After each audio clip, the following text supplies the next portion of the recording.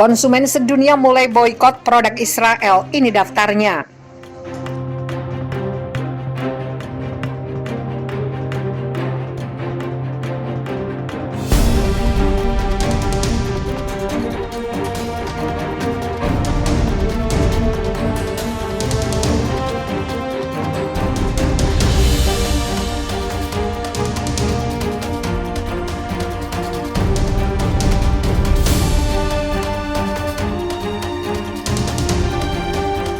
Konsumen di seluruh dunia mulai memboikot produk-produk Israel. Hal ini membuat peritel di seluruh dunia ingin berhenti menjual produk dari perusahaan yang mengambil untung dari kejahatan Israel di Palestina.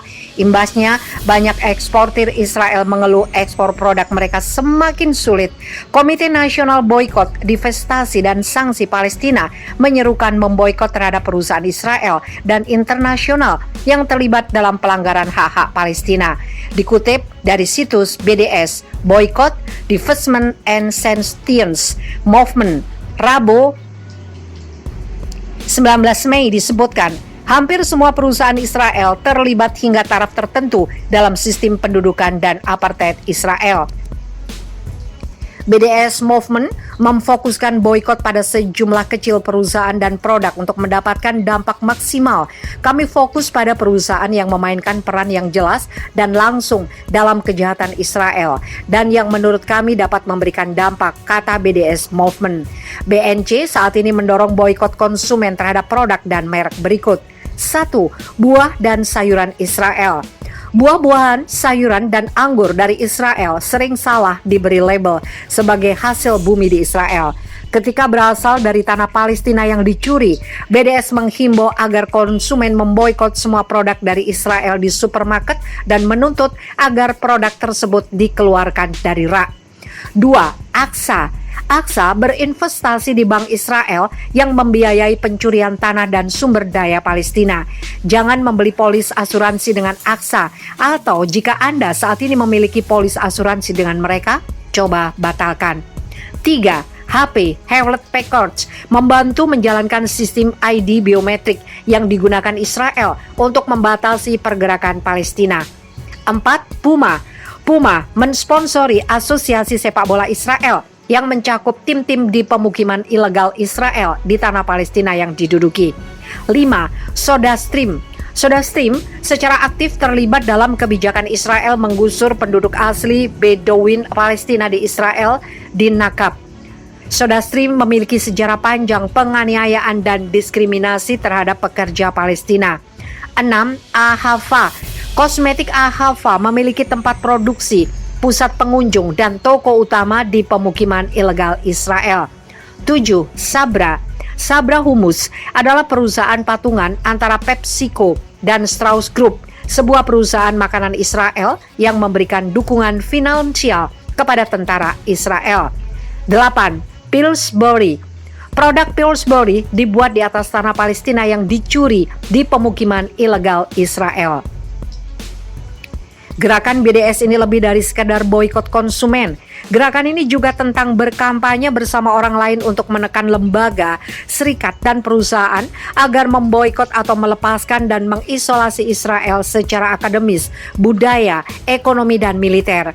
Sifat global ekonomi saat ini berarti bahwa ada ribuan perusahaan yang memiliki hubungan dengan Israel dan terlibat dalam berbagai tingkat pelanggaran Israel terhadap hukum internasional.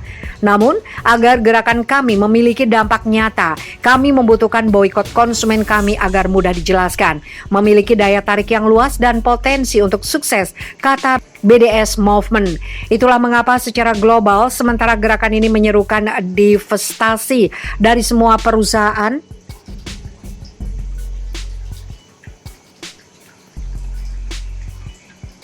yang terlibat dalam pelanggaran hak asasi manusia Israel. Gerakan ini memfokuskan kampanye boikot pada beberapa target strategis tertentu.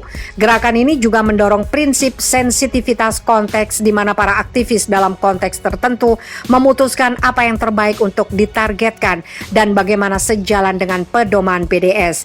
Ada banyak informasi via daring yang mengklaim beberapa perusahaan besar memberikan uang kepada Israel. Beberapa di antaranya ternyata palsu. Namun BDS telah membangun reputasi karena berpegang teguh pada fakta yang ada dan menghasilkan informasi yang paling akurat.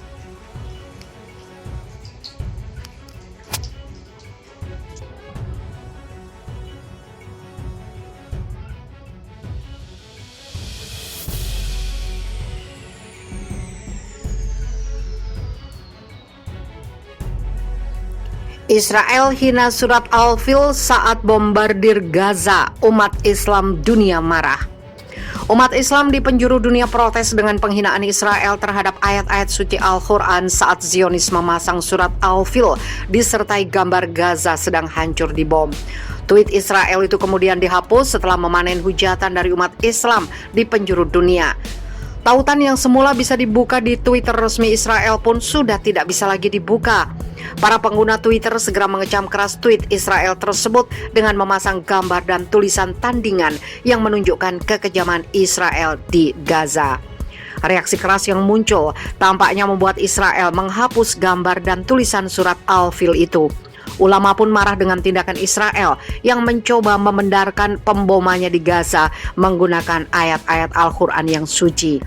Tindakan Israel itu dianggap sebagai cemoohan secara terang-terangan terhadap Al-Quran dan kaum muslimin di penjuru dunia. Aksi Israel itu dianggap sebagai titik terendah baru bagi rezim Zionis yang menunjukkan jati diri mereka sesungguhnya sebagai kekuatan penjajahan di tanah Palestina. Akun Twitter Israel berbahasa Arab membagikan gambar kehancuran di Gaza dengan tulisan ayat-ayat Al-Quran surat ke-105 Al-Fil. Disebut sebagai surat Al-Fil atau gajah, surat tersebut menceritakan kisah tentang bagaimana Tuhan menghukum tentara gajah yang menyerang kota suci Mekah dengan mengirimkan sekawanan burung ababil yang melempari tentara gajah dengan batu dari tanah liat yang keras. Israel memicu kemarahan dengan mencoba membenarkan pembomannya ke Gaza menggunakan ayat-ayat Al-Quran tersebut. Penggunaan kitab suci Al-Quran telah memicu reaksi balik yang sangat besar pada seluruh umat Islam di penjuru dunia. Israel dianggap mengejek Al-Quran dan mencela 1,8 miliar muslim di dunia. Penodaan agama dan sifat tidak berperasaan yang tinggi, tegas ulama terkemuka Dr. Yasir Qadhi. Akun Twitter resmi bahasa Arab dari negara apartheid Israel baru saja mentweet ayat-ayat Al-Quran dari surah Al-Fil, di mana penghancuran tentara Abraha pra-Islam dijelaskan dengan mengirimkan batu ke atas mereka. Dengan gambar pembomannya Gaza, papar ulama ini. Ini adalah ejekan yang menodai Al-Quran dan kehidupan manusia, ujar dia, mengecam apa yang dikatakan banyak orang sebagai upaya Israel